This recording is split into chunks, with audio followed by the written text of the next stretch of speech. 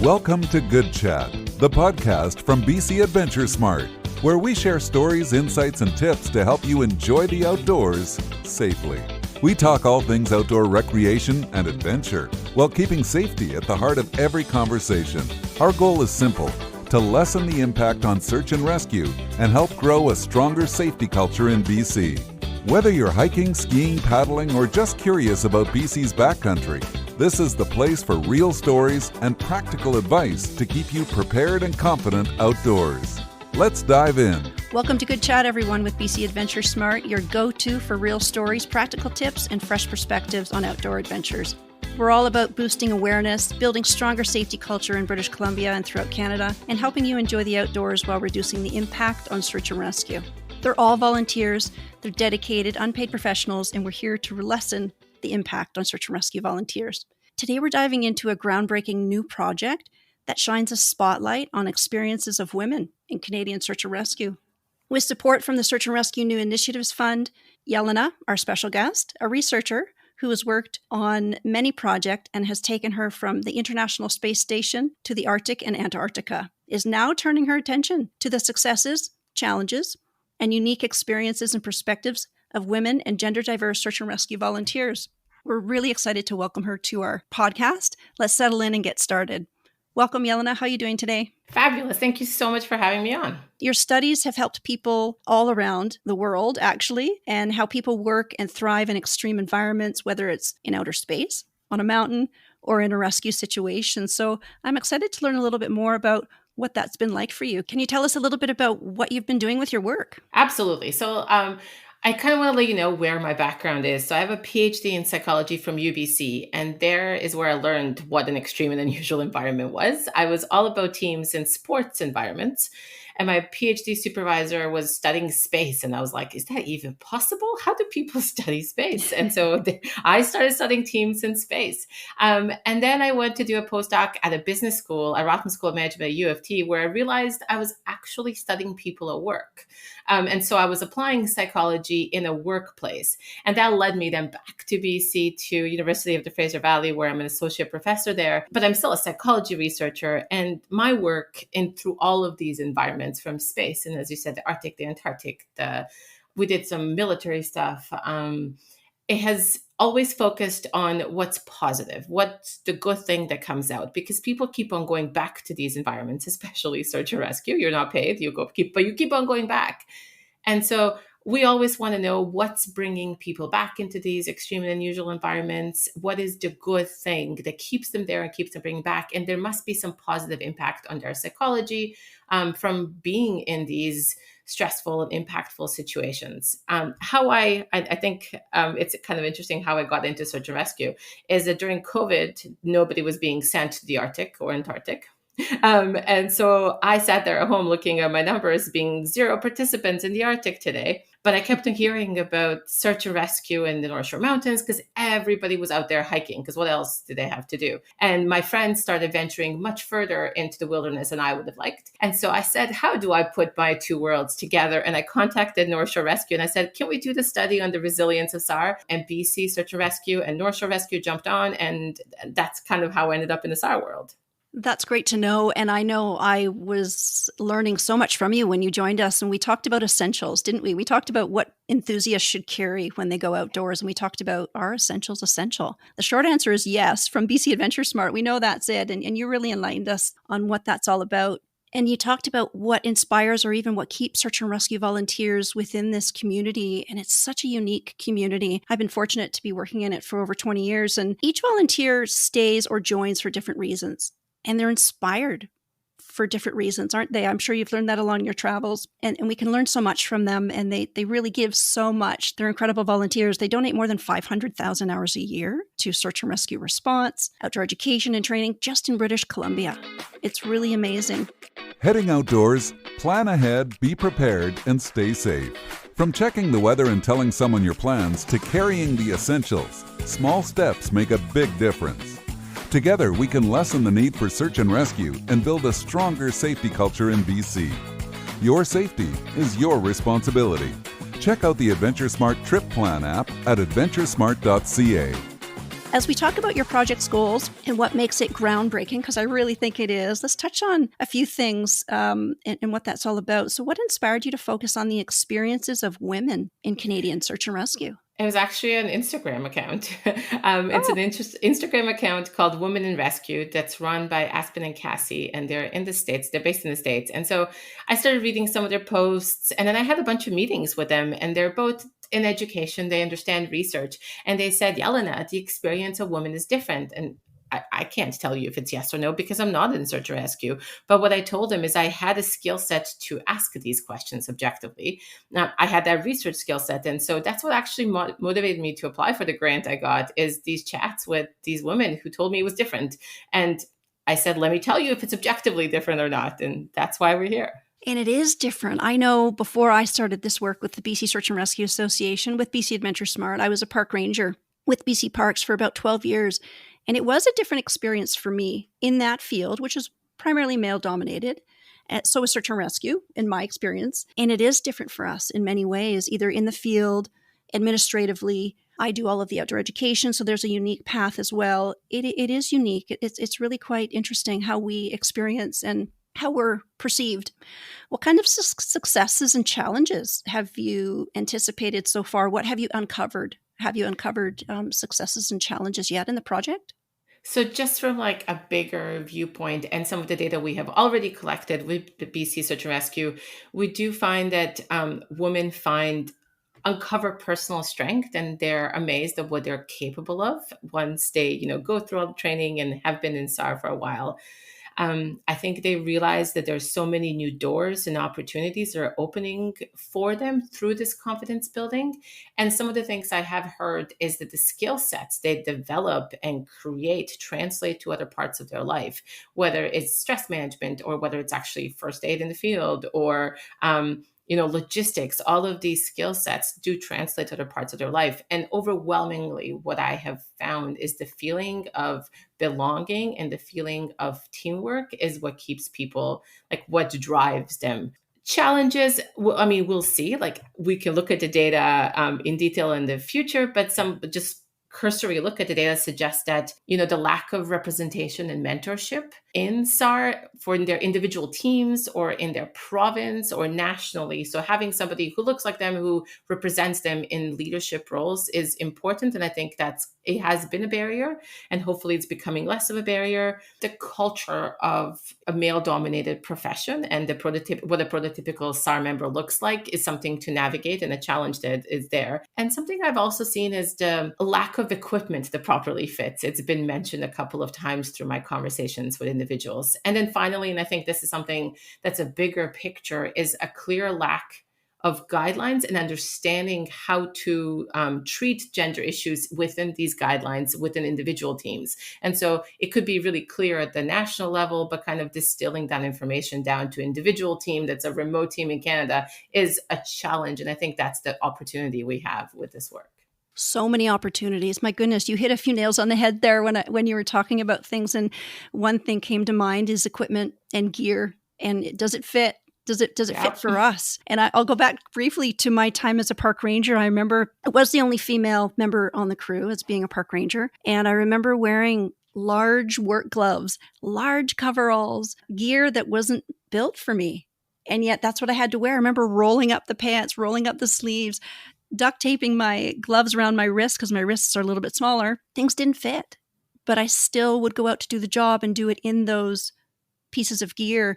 And yet it wasn't tailored or even thought of. I'm saying this respectfully so, but it's interesting. We might think of other demands or challenges for women in the field, but it can be something as simple as that, which can be a safety issue. That could be a safety issue, actually, if you think about it. First thing that comes up, like when you talk to people, it is the first thing that comes up. Imagine if you didn't have to pay attention to whether your hands were freezing because the gloves were too large, and you could actually focus 100% on the rescue at hand, right? There's a difference. There's a consequence there. There is a consequence there. Definitely. This sparks a little bit of conversation around leadership, decision-making, demands of this type of work. And from your early conversations or past observations, what stands out about women's contributions to search and rescue? So, based on my conversations, what I see is that women play a diverse part in search and rescue across Canada. And I think it differs significantly by the type of area, so urban versus remote, and it differs significantly by province. And that's been a very obvious thing that stands out to me. In remote communities, women are more likely to be in those administrative roles, while in urban centers, they're more likely to be in the field and, doing a helicopter Mm. rescue. And so that's something I've been trying to talk to territories as well, and been trying to also go out and look at marine SAR. And that's been an overreaching kind of like women do various different things across the country, but it varies by remoteness of their location and by province. Certain provinces are way more developed than others. What I also think really stands out is how fiercely dedicated the women are. We have a bunch of open-ended questions in the survey, and a lot of them will tell me all these challenges they experience, but it'll all end with, but it's all worth it. It's all worth it to, save that person. Or it's all worth it to see the person in the middle of the night on the mountaintop and know they're going back home to sleep in their bed. It's all worth it when we find that person that's been missing. And so they're dedicated, even though there's all these challenges in front of them. They're fiercely, fiercely dedicated. And I wonder sometimes if it's a matter of having to prove themselves more. I'm not sure if you've experienced that or felt that or heard that from other SAR volunteers. Did anyone mention that yet? That they feel like they have to prove themselves more at all? It is a common theme that comes out. It's actually a theme that comes out with training. And so I've heard a couple of stories, a couple of anecdotes, talking to Cassie and Aspen as well, where, women are part of the same training that men are doing, and men are more likely just to jump in and offer their skill set much earlier than women are, because they're wanting to make sure they're 150% capable of tying this knot or performing this skill. And that can potentially come off as looking as they don't look capable or they're not confident. But in reality, they're just like, no, I have to get this perfectly or more than perfectly, because I will be judged. There is this challenge of, I have to perform well to be able to show that I can do this for my team. And so I have a couple of anecdotes of us exactly the same story of they wanted to make sure they were really good at it before they offered their skill set to the team. And that just makes me think, do you think that makes us feel not as equal because we have to do that 150% to be reviewed or tested or passed at 100? I think one of the pieces of advice is that I've seen come out is believe in yourself.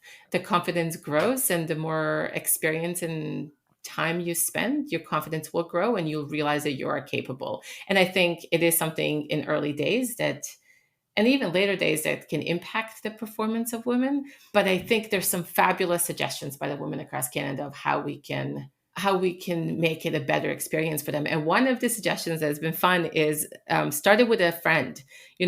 Register to be a SAR volunteer with a friend so that you always have a buddy there for you, which is a really interesting concept. It's a great concept because you're going in as a team. Yeah. And you can support each other. And that's the search and rescue community is a supportive group. There's no question. But if you have someone a little bit closer right there, shoulder to shoulder, it can make it a bit better, a bit easier, and build that confidence quicker maybe. Are there unique strengths, do you think, Jelena, that women bring to search and rescue teams and groups around the country that sometimes go unnoticed? So I'm going to be a nerd and go back to the data we collected with BC Search and Rescue, because we're actually writing that up right now as we speak. And so when we look at women compared to men and how they cope with situations in the mountains, we've found that women significantly are more likely to use something called a planning coping. So when there is a situation that needs to be dealt with, they stop and they have a plan. They make a plan, more so likely than men. They're also more likely to seek instrumental help. So for example, this gear doesn't fit, or we need extra lights, or we need more rope to bring on this rescue. And they're more likely to seek emotional support. All of these things lead us to be more likely to experience growth as being in being in SAR, which is on a bigger scale. When we look at it, we want team members who are going to experience growth and resilience of being in these situations. We want team members who are going to pause and stop and plan for the next step. We want team members who are going to be able to be emotionally intelligent and understand us and seek our help or offer help to us when we need it. And so I think that's a data-driven strength that women bring to SAR teams across the country.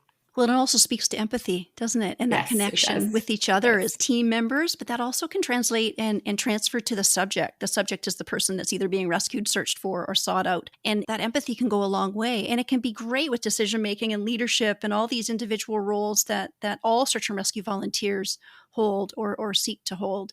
What are some of the Absolutely. challenges that might face specific women or gender diverse individuals in these roles in search and rescue? So I think we can't escape the stereotype, and we can't escape society. We can't escape history, right? And so I say that because I always feel bad for my husband who has to deal with me yelling at him that he's not providing 50% of childcare, and that's really the thing. Poor guy. He's always every time I read something about women's and diversity and inclusion, he's always like, "Okay, tell me about it. I'll just take all the blame."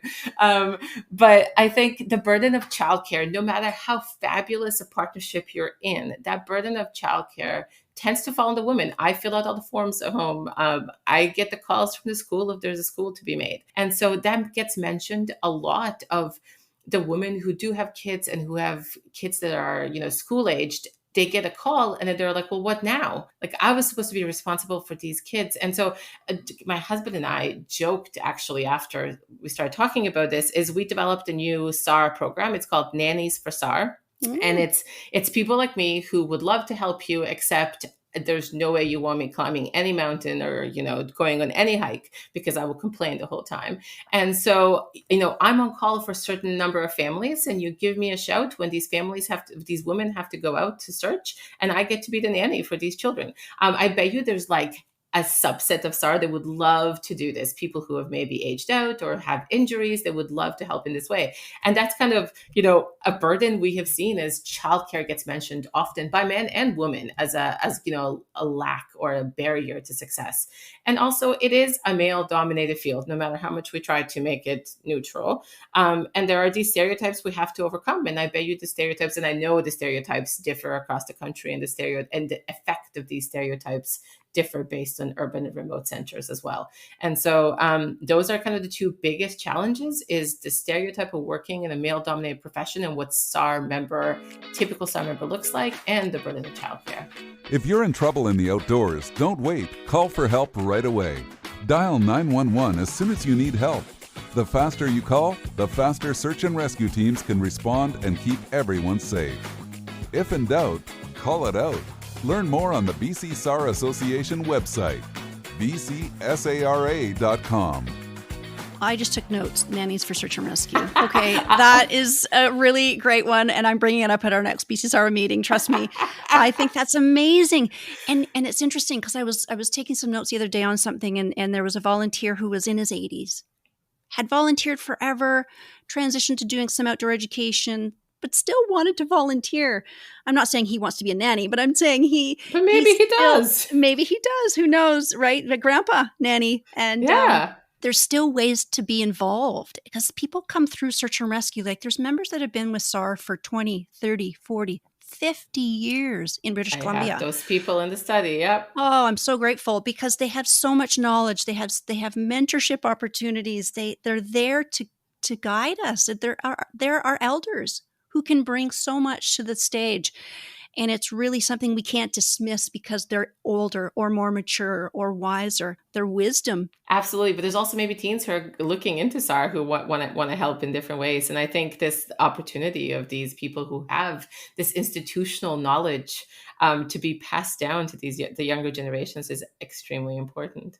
And it really kind of folds in. And I never thought about it this way until we just discussed this, you and I, very casually. Equity, inclusion, diversity. That could also mean elder search and rescue volunteers who are moving through their search and rescue volunteer career, if you will. Some have dedicated so much time to this. It is a career, an unpaid career, and just exploring new ways how search and rescue organizations can foster that inclusivity is really incredible and important, isn't it? We really need to discuss how we can work towards these cultural shifts, I guess, these changes, and how can this all happen and help? Within the BC Search and Rescue Association with BC Adventure Smart, my main role is how do we keep everyone invited and welcomed and the door open? And how does that work back and forth? And how do we all work together in new ways? What does an inclusive search and rescue group look like to you? I think Understanding the strengths of your team and utilizing those individual strengths when necessary, making sure everybody's comfortable to share their feelings and ideas, and being able to question the leader. The airline industry has this checklist if there's an emergency where every crew member should and is able to question the pilot's decisions, because everybody sees the situation differently. Feeling safe in your gear, I think, is definitely a key of being inclusive SAR team. And then having compassionate and passionate mentors at all stages of the game, to have a role model to look up to and look to forward to something in this, I guess, volunteer career. I don't know how to call it. I feel like you guys are working there, but you're not. You're volunteering. Do you know how many times I get asked either on social and media or at an event, and well, they're volunteers, but they get paid, right? Like, no. They're volunteers. That's why we use that, volunteer members. They're unpaid professionals is I think is a great description. And in British Columbia, we have 78 search and rescue groups and 3,200 unpaid professionals who respond to, back in 2024, just last year, 1,960 search and rescue tasks in British Columbia. Really amazing. It's amazing. But I bet you this year is going to be bigger numbers based on like the reports I've been seeing. It's been busy. And the SAR volunteers are there 24/7. No charge for rescue, by the way, just to remind our listeners. And we really want you to make sure you call 911 if you do need help. Just a few plugs there to remind everybody of some simple points. But in Canada, there's just a little over 250 search and rescue groups, for those of you who are unaware. About 9,000 volunteers in Canada. So we've got a great contingency from coast to coast to coast. It's really quite amazing. What small changes, Jelena, could search and rescue organizations make right now to be more equitable? Gear that fits properly. I've heard from a woman specifically say that they get criticized for asking for these brand new and shiny, gear because it appears it's expensive and they want something new. And the reality is, the brand new companies are the ones that are thinking about different body types, and they're thinking about fit more so than those standard companies that we've relied on for gear. And so, a larger male who fits the prototypical harness from a company that has standard issue harness is totally fine to use that harness. But you do need to go to some more innovative, newer companies to get gear that properly fits. And I think there's this mismatch of, I don't want expensive and new. I just want something that fits. And that's viewed as being, bratty or being demanding of something. I think policies and practices that are clear on how gender and inclusion plays a role in SAR, and then just conversations with individual teams and provinces and what this looks like in practice, as opposed to just on a piece of paper that people just ignore. Then representation of women in leadership roles, not just also on like marketing materials. Make sure there's women on your social media. Make sure there's women on your brochures. Make sure there's women in your team who are leaders. But I know the SAR president is a woman, so that's fabulous. There's that representation of women there. And then attempts of providing some sort of childcare. I think that's a dream, a fairy dream. But nannies for SAR, I'm pitching in again. It could be a thing.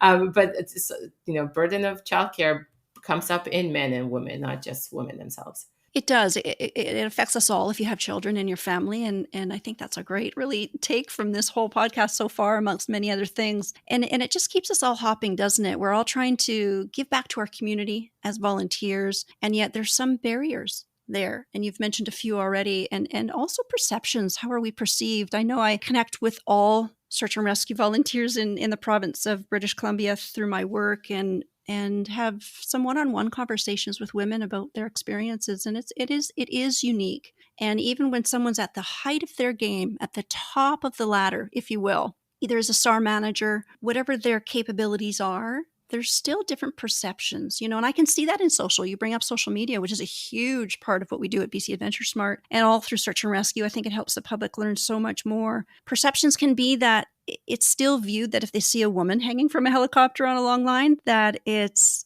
still a comment to say, oh my goodness, look at the woman hanging from the helicopter over the mountains. So to me, that conversation isn't cured yet, if you will, because it's still being mentioned. right? No, We don't say, absolutely "Oh, not. look at those men hanging from the helicopter." We don't say that, but we'll say it if it's a woman. We'll say it as if it's a woman, right? Especially if she's pretty. Yes, there's comments that will come up and out, and I know, okay, we're only here to talk about a few things, not to go down too many rabbit holes here, but as we look forward, all the impacts and the outcomes from your project, it's really so exciting, and there's so many hopes for it right throughout the country. I'm so glad you're leading this, Jelena. It's just amazing. There's no charge for search and rescue in BC. If you're lost, hurt, or in trouble outdoors, don't hesitate. Call 911 right away. The sooner you call, the sooner trained volunteers can get to you safely.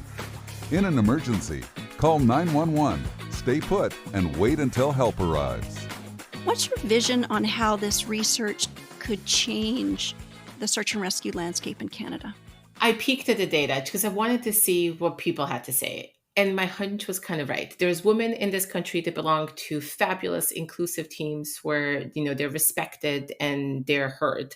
But there's also women who in this country who don't have anybody to report these infractions to. They feel alone. They feel lonely. They don't feel like there's, considered for promotions. There's men in our country who don't see any problems in search and rescue, but there's also men who do see problems when it comes to this burden of childcare and usually access to leadership and training opportunities. And so this all will then have to come down to a conversation. And I think change doesn't happen from telling somebody you're doing something wrong, change it. Change happens from sitting at the table, having a conversation with people of all points of view and putting on the table, listen, this is what the state of the affairs is, and this is how we can move forward. What are some, your question, what are some simple things we can do today? What are some things that will take a year to 5 years to do? What are some things that will take 10 years to do? Change doesn't happen overnight. Change doesn't happen from the outside, it happens from the inside. And so I hope if anything, it strikes a conversation. There's a conversation in a team, there's a conversation at the national level, there's a conversation at the provincial level of, how can we be more inclusive, not just of women, but of race, of culture. How can our teams welcome more people and use that perspective and use the diversity of the team? That conversation is the gold key, I think. Yeah. And that conversation is what we really reinforce with our outdoor education as well. We talk about how do we add to the safety culture in British Columbia, just as an example to complement your project. And that's through conversation. That conversation can be on a podcast, someone listening. It can be someone joining our webinars. It can be at a trailhead. It can be on the trail. It can be going up the chairlift. It could be riding your mountain bike. These conversations are what reminds people of safety culture or what's happening, what needs to be changed. And I think that's a big piece. We've talked a lot about that with BC Adventure Smart. We're trying to really lessen the impact on search and rescue, but add to the safety culture in the province of British Columbia, because then that is very supportive and it's engagement wherever you are on the most basic level, right? You're packing your pack, you're getting ready to go do an adventure, and you're talking about a few things and you're helping your friend. That's adding to the safety culture. Oh, hey, bring those extra socks. Those are the better ones. You're not going to get blisters. That's adding to the safety culture. Or what do we do in an emergency? Let's chat about that before we go. And it starts from the top to the bottom in the middle, and it's really a big piece. How will you share your findings, Jelena, with this project? How are people going to find out about them when you're all done? So most immediately, I'll be at SAR scene in Ottawa in October. We'll be talking about some of the data. And then we're going to have a live and recorded call to anybody in SAR who wants to attend, and we can talk about what we find. That's probably going to be in 2026. And then we'll kind of put out a brief written project report that anybody can download. We can send it to all the organizations across the country. And finally, I'll probably try to publish something, but I don't think any of your listeners are actually going to read my research publications, but the live recorded SAR call and the project report for SAR is kind of our biggest way to share the findings. Oh, don't doubt yourself. We're going to read it. Come on. All right. We're all yes. going to read it. That's the whole idea behind this. Of course, it's for you to collect information for search and rescue nationally, provincially, territorially. We can all use it, but the public need to read it, and I'm sure they will. That's what's exciting about it. You're going to put it all together pretty nicely. I think it's going to be an amazing project. If you could give one piece of advice to a woman considering joining search and rescue, what would it be? So that is a fabulous question, because it is the last question in that survey that people would do if they participated in the study. It's the last question to the woman in their survey. And I said, what's the one piece of advice you would give to somebody joining? And they said, go for it. with a couple of little additions to it. So they said go for it, but they also mentioned the importance of mentorship and support. They said look at the team you're joining, see if there are women there that you want to look up to. Look if there is a mentor already in place for you. They said acquire some skills before you join and understand that it's going to be mentally and physically challenging. And so just be ready for that. Be fit in both of those. They talked about believing in themselves and being confident and recognize your capabilities, And then they finally talked about the need to challenge these gender norms from the inside. They said, join, have a buddy, have a mentor, and then have these conversations and have these discussions and point them out when they happen in real time so people are aware that there are some barriers to women in SAR. Go for it. I love it. And it can really be a boost and encouragement. And we can get that from our friends, search and rescue volunteers, our family. Families are a huge support system to the SAR community. Thanks for today's episode. It's a big thanks to everyone who's listened to us today. And thanks, Jelena, for sharing your insights and for leading such an important work for highlighting and supporting women and gender diverse volunteers in the Canadian search and rescue community. Thank you so much for having me. Oh, it's been great. It's been great. We could chat forever, I feel like. It would be good to go on, but we'll have to have you back, that's for sure. And if you're a search and rescue volunteer, past or present, and if you'd like to be a part of this groundbreaking study or to find BC Adventure Smart resources to support your own adventure journeys out there, check out the show notes for details on how to get involved. Your story could really help shape a more inclusive and effective search and rescue community in Canada. Thanks for listening. And remember, whether you're in the mountains in the backcountry or on your local trail, adventure smart, be prepared, and we'll see you next time on Good Chat. Thanks for listening to Good Chat with BC Adventure Smart, where stories and safety come together. Remember, enjoying BC's incredible outdoors starts with being prepared. By making informed decisions and learning from experts and adventurers alike, we can lessen the need for search and rescue and build a stronger safety culture across the province. If you enjoyed this episode, please check the show notes for resources and tips. And as always, adventure smart and be prepared. And we'll see you next time on Good Chat with BC Adventure Smart.